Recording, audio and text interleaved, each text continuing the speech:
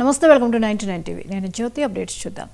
తెలంగాణలో తొలి విడత పంచాయతీ ఎన్నికలకు పోలింగ్ ప్రశాంతంగా కొనసాగుతోంది. ఓటు వేసేందుకు పల్లె ఓటర్లు పోటెత్తారు. మధ్యాహ్నం 2 గంటల వరకు పోలింగ్ నిర్వహించారు. అనంతరం ఓట్ల లెక్కింపు తర్వాత రిజల్ట్స్ రిలీజ్ చేస్తారు. బరిలో 12,960 మంది సర్పంచ్ అభ్యర్థులు ఉన్నారు. 37,562 పోలింగ్ కేంద్రాలు ఏర్పాటు చేశారు. 50,000 మంది పోలీసులతో భద్రత కట్టుదిట్టం చేశారు అధికారులు.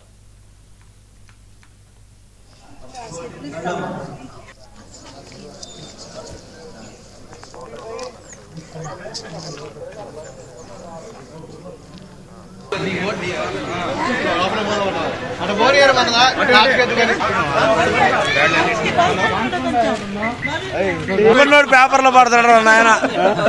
ఎప్పుడు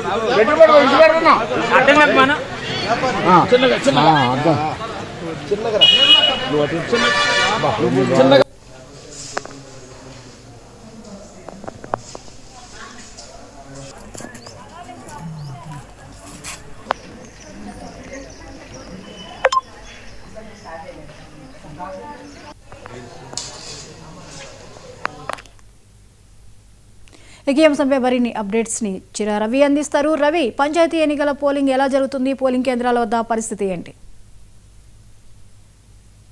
ఏదైతే తెలంగాణ రాష్ట్రంలో 3 విడతలుగా గ్రామ పంచాయతీ ఎన్నికలు నిర్వహించాలని చెప్పేసి ప్రభుత్వం భావించింది. అందులో భాగంగా ఈ రోజు ఉదయం 7 గంటల నుంచే పోలింగ్ కేంద్రాలు దాదాపుగా ప్రజలు తమ ఓటు హక్కుని వినియోగించుకుంటున్నారు.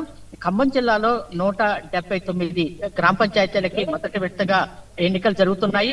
ప్రధానంగా 1417 వార్డు సభ్యులు కూడా ఎన్నుకోవడానికి సిద్ధంగా ఉన్నారు. అయితే ఇప్పటికే ఏదైతే గ్రామ పంచాయతీలకు సంబంధించినటువంటి ఏకగ్రీవ ఎన్నికలు ఒకవైపు అంటే దాదాపు నియోజకవర్గాల్లో కొన్ని చోట్ల ఏకగ్రీవ ఎన్నికలు కొన్ని చోట్ల జరిగినప్పటికీ కూడా మిగతా చోట్లలో ప్రధానంగా 179 గ్రామ పంచాయతీ ఎన్నికలకి 1417 వార్డు నెంబర్లకి ఎన్నుకోవడానికి ఓటు హక్కు వినియోగించుకుంటున్నారు. ఇక్కడ మనం చూస్తున్న ఖమ్మం జిల్లాలో ఉన్నటువంటి రఘునాథపల్లె మండలంలో ఉన్నటువంటి పోయేచరక ప్రాంతం, అట్లాగే ఇంకా మిగతా ప్రాంతం ప్రజలు ఎక్కువ ఓటు హక్కు వినియోగించుకోవడానికి సిద్ధంగా ఉన్నారు. ప్రధానంగా ఓటు హక్కుని వినియోగించుకుంటున్నటువంటి వాళ్ళు తమ ఇప్పటికే ఇక్కడ ఉన్నటువంటి ఓటర్తో పాటుగా ప్రజలు మొత్తం కూడా స్వేచ్ఛగా ఏదైతే ఓటర్కు వినియోగించుకోవడం కోసం అధికారులు పెద్ద ఎత్తున కృషి చేస్తున్నారు. ఇలా మనం చూస్తున్నాం, ఇక్కడ ఉన్నటువంటి రఘునాథపాలెం మండలంలో ఉన్నటువంటి దాదాపు 4 పంచాయతీలకు సంబంధించినటువంటి ఎన్నికలు నిర్వహిస్తున్న సందర్భం నెలకొన్నది. ఈ ఎన్నికలకు సంబంధించినటువంటి ఏర్పాటు కూడా ఇక్కడ ఎలాంటి ఇబ్బందులు తలెత్తకుండా అధికారులు మొత్తం కూడా ఏర్పాట్లు చేయడం జరిగింది. ఇక్కడ మనం చూస్తున్న విజువల్స్లతో మొత్తం కూడా ఇక్కడ ఉన్నటువంటి ఏదైతే ఓటు హక్కు వినియోగించుకోవడం కోసం బారులు చేరినటువంటి పరిస్థితి ఉన్నది. ఇక్కడ చాలా మంది కొత్తగా ఓటు వచ్చినటువంటి వాళ్ళు ఇంత ముందు ఓటు వినియోగించుకోవడం కోసం ఇక్కడికి వస్తున్న సందర్భం నెలకొంది. మనం ఇక్కడ చూస్తున్న విజువల్స్లలో ఇక్కడ కొత్తగా ఓటు హక్కు వినియోగించుకునేటువంటి వాళ్ళు కానీ ఇక్కడ ఉన్నటువంటి ఏదైతే తమ ఓటర్తో పాటుగా ఇక్కడ స్లిప్పులు ఇచ్చేసేసి అధికారులు ఎలాంటి ఇబ్బందులు తలెత్తకుండా ఓటర్లకి ఎలాంటి సమస్యలు తలెత్తకుండా ఓటర్ వినియోగించుకునేందుకు మొత్తం కూడా కట్టుదిట్టమైనటువంటి చర్యలు చేపట్టడం జరిగింది. ఇక్కడ దాదాపుగా ఖమ్మం ఉమ్మడి జిల్లాలో ఉన్నటువంటి పరిస్థితి మొత్తం కూడా ఓటర్తో పాటుగా ఇక్కడ ఉన్నటువంటి అధికారులు కూడా పర్యవేక్షణ చేస్తున్న సందర్భం నెలకొంది.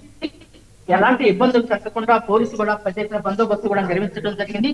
పోలీసు శాఖతో పాటు ప్రధానంగా ఏదైతే ఉన్నతాధికారులు మొత్తం కూడా రెవెన్యూ అధికారులు అట్లాగే మిగతా ప్రొసీడింగ్ అధికారులు మొత్తం కూడా అధికారులు ఎలాంటి ప్రజలకి ఇబ్బందులు తలెత్తకుండా చూడటమే భాగంగా ఇక్కడ ఉన్నటువంటి పోలింగ్ కేంద్రాల్లో అభ్యర్థులు ఎవరు పోటీ చేస్తున్నారు అనేటువంటి విషయాల పట్ల కూడా ప్రత్యేకంగా ఆ అభ్యర్థుల జాబితాకు సంబంధించినటువంటి కూడా ఏర్పాట్లు చేస్తున్నారు. ఏది అయినప్పుడు కూడా ఖమ్మం జిల్లాలో ప్రశాంతంగా మొదటి విడత ఎన్నికలు ఏదైతే ఉన్నాయో ఈ మొత్తం కూడా జరపాలని చెప్పేసి మొదటి విడత ఎన్నికలకు సంబంధించినటువంటి ఏర్పాట్లు సంబంధించినటువంటి అధికారులు ఒకవైపు చేస్తూ అంటే ప్రధానంగా ఈ రోజు 7 గంటల నుంచి మధ్యాహ్నం 1 గంటల వరకు మొదటి విడత పోలింగ్ కేంద్రాలు దగ్గర ఓటు వినియోగించుకుంటున్న తర్వాత వెంటనే ఓట్ల లెక్కింపు కార్యక్రమం, ఆ తర్వాత వెంటనే ఈ రోజు కూడా జరిగేటువంటి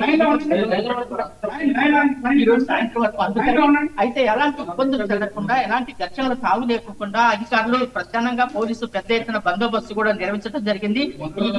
ఈ బందోబస్తు సంబంధించిన పర్యవేక్షణ కూడా జిల్లా పోలీసు ఉన్నతాధికారులు మొత్తం కూడా పర్యవేక్షించడం జరిగింది. ప్రధానంగా సమస్యాత్మక ప్రాంతాల్లో ఉన్నటువంటి గ్రామాలు ఏవైతే ఉన్నాయో వాటిని ఎంపిక చేసుకోవడానికి ఘర్షణలు తావు లేకుండా ఖచ్చితంగా అధికారులు చర్య చేపడుతున్న సందర్భం అయితే నెలకొన్నది.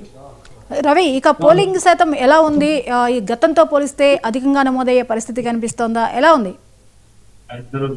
ఇప్పటికే ఏదైతే తమ ఓటు హక్కు వినియోగించుకోవడం కోసం ప్రధానంగా స్థానిక సంస్థల ఎన్నికలలో అభ్యర్థుల మీద ఆధారపడి ఉంటుంది. అయితే అధికారులు అంటే గతానికి ఇప్పటికి ఉన్నటువంటి ఓటింగ్ శాతం పెరిగేటువంటి అవకాశం ఉంది. ఎందుకంటే స్థానికంగా ఓటు హక్కు అభ్యర్థులు ఎవరైతే ఉన్నారో స్థానికంగా వార్డు మెంబర్లు కావచ్చు, సర్పంచులు కావచ్చు, ఓటు హక్కు వినియోగించుకోవడం కోసం పెద్ద ఎత్తున ఇప్పటికే ప్రచార నిర్వహణ చేస్తున్నారు. ప్రధానంగా అన్ని పార్టీల రాజకీయ పార్టీల ఏదైతే తమ ఓటు స్వతంత్రంగా అభ్యర్థులుగా అంటే పార్టీల సింబల్ లేకుండా ఉన్నటువంటి అభ్యర్థులు కాబట్టి ఓటు హక్కు వినియోగించుకోవడం కోసం పెద్ద ఎత్తున ప్రజలు అంటే పోలింగ్ కేంద్రాలకు వస్తున్నారు. అయితే ఇంకా ఇప్పుడు 10 గంటలకే అవుతుంది కాబట్టి ఇంకా పోలింగ్ శాతం పెరిగేటువంటి అవకాశం ఉన్నది.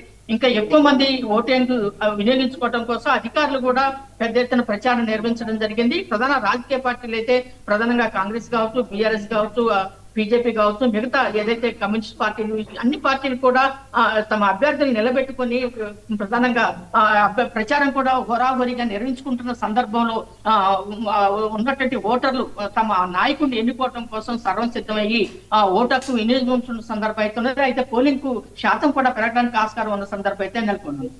అయితే పెరిగే పోలింగ్ ఫలితాల మీద ఎలాంటి ప్రభావం చూపొచ్చు? అంటే ఎప్పటికైతే ఏదైతే ఫలితాలు ఈ రోజు అంటే ఉదయం ఇప్పుడు 7 గంటల నుంచి 1 గంట వరకు ప్రధానంగా ఓటర్కి వినియోగించుకున్న తర్వాత వెంటనే ఓట్ల లెక్కింపు ఉంది. లెక్కింపు తర్వాతకి ఫలితాలు కూడా వెలువడనున్నాయి. అంటే ఏదన్నా అనివార్య సంబంధించినటువంటి ఏదైనా ప్రత్యేకమైనటువంటి గ్రామాలకు సంబంధించినటువంటి ఎలాంటి ఘర్షణలకు తావు లేకుండా చూసే పరిస్థితి ఉన్నది. కాబట్టి అట్లాంటి పరిస్థితులు ఏమన్నప్పుడు జిల్లా ఉన్నతాధికారులు అట్లాగే ఎలక్షన్ అధికారులు మొత్తం కూడా పర్యవేక్షిస్తున్నారు. ఎలాంటి ఇబ్బందులు తెలపకుండా ఫలితాలు కూడా వెంటనే విడుదల అయ్యేటట్టు చూస్తున్నారు. Right, thank you Ravi.